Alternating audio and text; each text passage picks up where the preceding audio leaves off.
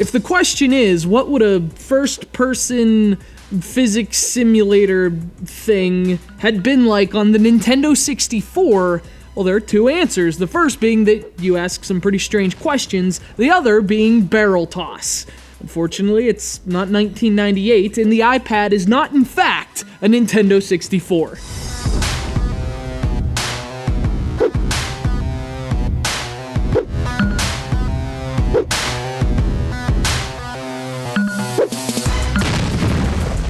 The project of a new developer known as GameCarrot, barrel toss is simple in both name and concept. Clear the barrels from each hangar by tossing things at them. This becomes progressively more difficult, of course, as each hangar adds new obstacles that make barrel tossing a lot more difficult than you'd think it would be.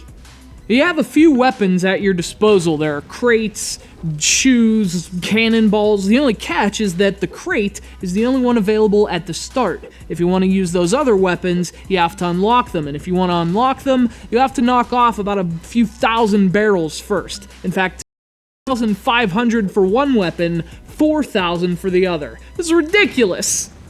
Now, obviously, that takes quite some time to do, and this has become pervasive in a lot of games for mobile devices. Technically, the game is free, but it takes a long time to gain access to better weapons and more levels. So you have to just keep playing the same ones over and over, with the dangling carrot being that, oh, you can just buy those extra features with an in-app purchase.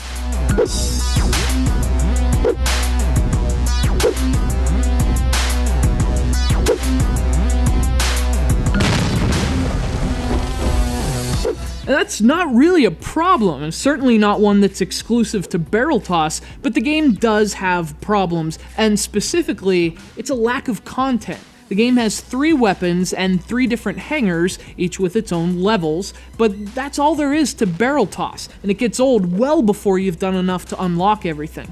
Now, of course, there's not much you can do about repetition in a game like this. You're essentially throwing objects at other objects the whole time, but the game is fun in a Boom Blocks kind of way. The problem is, the difficulty spikes pretty quickly, and since you have to clear those barrels with very limited throws, it quickly evolves from challenging to frustrating.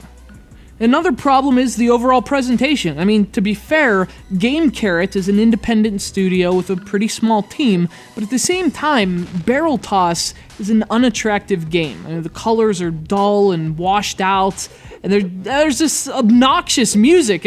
Is this what the kids call dubstep? It sounds like a computer is having a f***ing seizure.